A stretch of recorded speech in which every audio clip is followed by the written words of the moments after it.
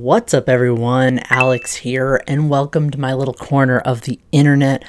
I want to talk about plurality. I want to do a plural 101 video encompassing all of the different things that go into plurality, an identity where you have more than one person, more than one identity, more than one mind residing in the same body. So I want to go over basic terminology.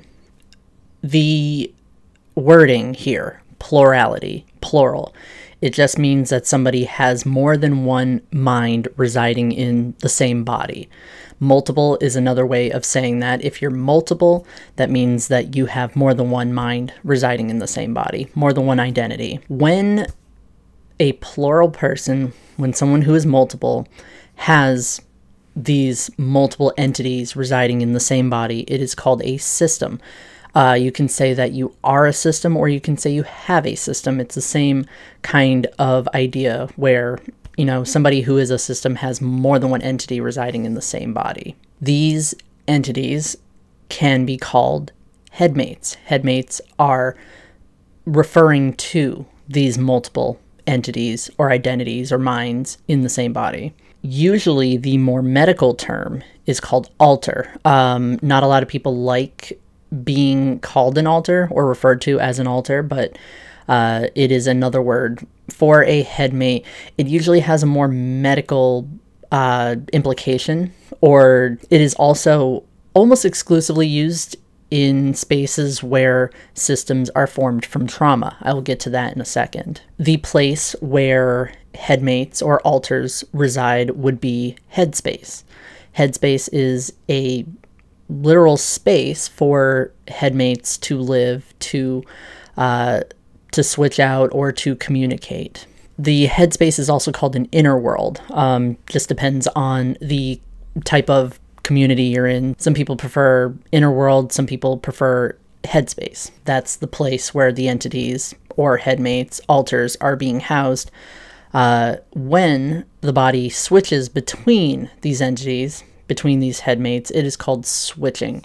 It is also called fronting. Fronting is when one of the entities takes basically control, and when you are referring to the body, that is the person you are talking to, the person who is fronting.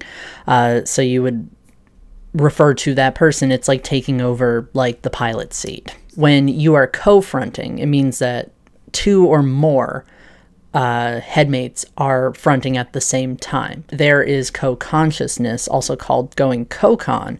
It means that more than one headmate is consciously fronting, not necessarily physically fronting. So maybe one person is physically fronting, they are in control of the body, but mentally somebody else they kind of experience what the fronter is experiencing. They can feel what the fronter is experiencing, or they share the same memories or thoughts that the fronter is experiencing. Blurring is when more than one headmate is either, co-con or fronting, like more than one headmate is involved, and there is a lot of overlap and a lot of blurriness between the headmates. So it's kind of hard to tell where one headmate ends and the other one begins. Also, somebody who is not a system, who does not have headmates, is called a singlet. Singlets are just people who don't have a system, non-plural people. So there are different types of systems. The most common two types of systems that you might hear when hearing about someone talking about plurality would be traumagenic, a system that originated from trauma, and then endogenic, which is a system that was formed from something other than trauma. The biggest misconception is that an endogenic system is inherently by choice. That is not always the case. Endogenic systems don't always choose to be systems. There is the medical term dissociative identity disorder, DID. It means that when you are switching between headmates or alters, there is amnesia between the switching. It means that you do not remember the switching. Dissociative identity disorder is commonly traumagenic. There is otherwise specified dissociative disorder. Largely means that there is no amnesia between switching headmates, and sometimes there's a lot of blurring between headmates. There's a lot of overlapping. We call this a median system. It means that there really isn't as much distinction between headmates. A common type of headmate seen in a median system would be a facet. It's a less differentiated headmate. Sometimes it's almost like fragments of entities. So it might be like one facet is in control of the emotions while the other one is in control of being at the front, or like controlling what goes on at the front. Facets don't typically have amnesiac barriers, meaning when switching between these types of headmates that you would call facets, there is no amnesia. That's not always the case, but most commonly that is how facets function. Sometimes a facet is specifically given a role in the system, and it only has that one role and doesn't really have its own structured identity in the system. And a similar type of headmate or entity within the system would be a fragment or a shard. Fragments are typically, they could be pieces of another headmate, they could be pieces of the host of the system, somebody who is in full control of the entire system, someone who is like the main headmate, or someone who is the most common fronter. Fragments can be part of a subsystem, and that literally means one of the headmates has their own system, and it may be made up of facets or made up of shards or fragments. In this case, I'm going to say fragment, but fragment and shard are the same thing. Fragments may later on become a fully formed headmate, but before that would be just kind of a piece of a headmate or a piece of an identity that isn't fully formed and only has a very specific role in the system. It is very similar to facets and how facets function in a system. Fragments may also disappear. Fragments may never fully form or stay within the system. They may fade out of existence, or they may fuse with another fragment or with another headmate and kind of integrate with that person. And the final type of headmate I wanted to go over before moving on to the next section is tulpas. This is an entity created using tulpamancy or tulpamancy. I'm not sure how to actually pronounce it. I've never heard it said out loud, but tulpas are created consciously. They are created to serve a specific role in a system. So if you are in need of somebody who can take over the emotional aspect or take over holding certain memories for you, you would create a tulpa. Members of a system, headmates, may have different roles within the system, ways that they contribute to the system or help the host kind of function in day-to-day life. The most common type of headmate is a host. That is the person who is usually the most common fronter, the person that kind of leads the system, someone who communicates with the other system members and kind of keeps everything under control, keeps everything organized. Sometimes they may be in charge of creating headmates or creating headspace. The protector of a system may be somebody who literally is there to protect the others. When in certain circumstances, the protector may take the front and take charge in decision-making, in conflicts. They literally protect the system either from outside conflict or inner conflict between headmates. The caretaker has a similar role, but it is more of a parental role, where if there is conflict between headmates, the caretaker may be able to act as a middle person or somebody who can comfort other headmates or take care of younger headmates, take care of fragments or shards which cannot function on their own. Basically a healer, or a babysitter, or a parental figure, or a protector on a more emotional or comforting level. The persecutor in a system is somebody who sometimes is a manifestation of one's trauma, or somebody who had inflicted trauma on members of the system, and basically an entity that kind of plays out trauma or abuse within the system. They are not evil entities. They're not a type of headmate to block out or to try to erase.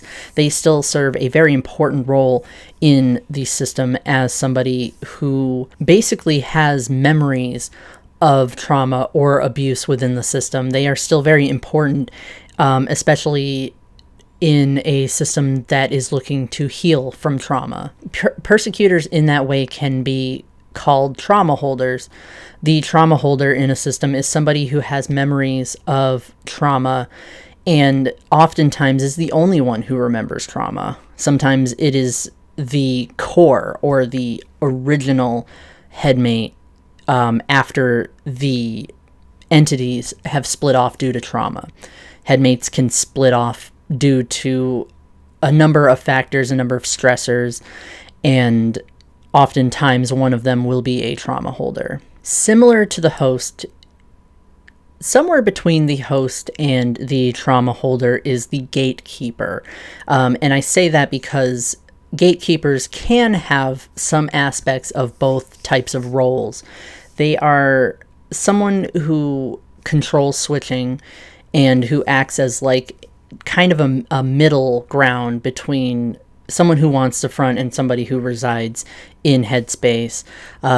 They can allow headmates to switch or to bar headmates from switching out up front. Sometimes a gatekeeper has access to certain memories, so they can be a trauma holder, they can be a memory holder in general. Somebody who has access to memories that other headmates may not have access to, either for the safety of the system or just that's their responsibility to hold on to these memories so that other headmates don't have to. Sometimes gatekeepers can force switches. Gatekeepers may say, you have to take the front because the current fronter cannot handle this situation or safely be in front. And similar to gatekeepers would be the internal self-helper. This is kind of the organizer of the system, somebody who has knowledge of all the headmates and all memories, and they can kind of help keep things within the system organized. So they know the inner workings of headspace. They know every kind of headmate within the system, especially a very complex system. Systems can have anywhere between a couple of headmates to dozens, hundreds. It depends on the type of system. Some systems are very complex, some systems are very simple, but the internal self-helper may very much help within a system that's very complex because they have knowledge of everything that goes on in the system and what headmates' roles are and how headmates contribute to a system. Not every system has these roles. Not every system even assigns roles to any kind of headmates. Some people's headmates kind of just function together without any kind of differentiation between roles or, you know, assigning anyone a specific task within the system. Some systems very strictly assign roles to headmates so that the system may function in a specific way. So let's talk about how headspace works. Headspace is, like I said, the place where you would house headmates or alters or facets or fragments. Every part of the system resides here no matter what. When you're not fronting, you are in headspace. Headspace can be a place to communicate with headmates. It can be a place where headmates will live and congregate to discuss issues. A lot of internal conflict happens in headspace. Headspace can be created either voluntarily or involuntarily. Headspace sometimes happens because of an outside factor. Sometimes trauma creates headspace.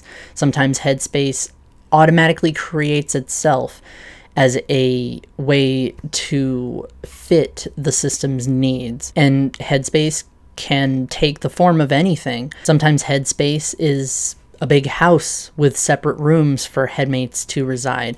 Sometimes headspace is literally space. Maybe headmates reside on different planets. Sometimes headspace is a single room, a more closed-in kind of environment. Headspace can also be an area from fictional media, so it can be a town from a specific anime. It can be a castle from a video game. It can be literally anything, because some headmates can come from fictional media sources. You can have headmates that come from cartoon shows, from movies, from literally any place. Also on that topic, the headmates that come from fictional media are called fictives. They are not fictional characters. They are not ways that people roleplay. They are actual people whose sources come from what we know as fictional media. So there can be a character that comes from a video game and their source is that universe, and they would be called a fictive. It's a headmate that comes from fictional media. Also, it's very important to keep in mind that headmates are real people. You refer to headmates or alters as their own person. They're separate entities from what you would call the host or the current fronter. Like someone's headmates, those are real people. So you would not call a headmate a fictional character. You would not call them a figment of someone's imagination. You don't refer to them as if it's an extension of the host. Sometimes that may be the case. Some headmates or facets, you would call them, are extensions of the host, but you cannot assume that it's like, oh, this is the host and their other side is this thing. No, you would refer to whoever's fronting as their own person, while the system as a whole needs to take responsibility for anything that happens. Like the host has to take responsibility for whatever happens with other headmates. There's still a fine line where you need to consider headmates their own people. And that's pretty much it. I did not want to do separate videos on plurality just because there were so many little pieces to put together to make up this series. I thought doing one video with literally the basics would be the best way to go, just like my other Kin 101 video. It was better to just put it in one video and put it into like a longer format. So in the description, I am going to try to remember to put some resources, either for people who are singlets looking to find information on plurality, or people who are systems who are looking for resources for themselves. And if you look on my card, which is linked in the description of every video, I do have some Plurality 101 posts from Tumblr that I put together. I have a whole master post on, you know, types of systems and types of headmates, basic terminology you need to know, and community resources, where to find communities for systems and everything. So check that out. And if you have any questions, just, feel free to ask. Anyway, I am signing off for now. See you later.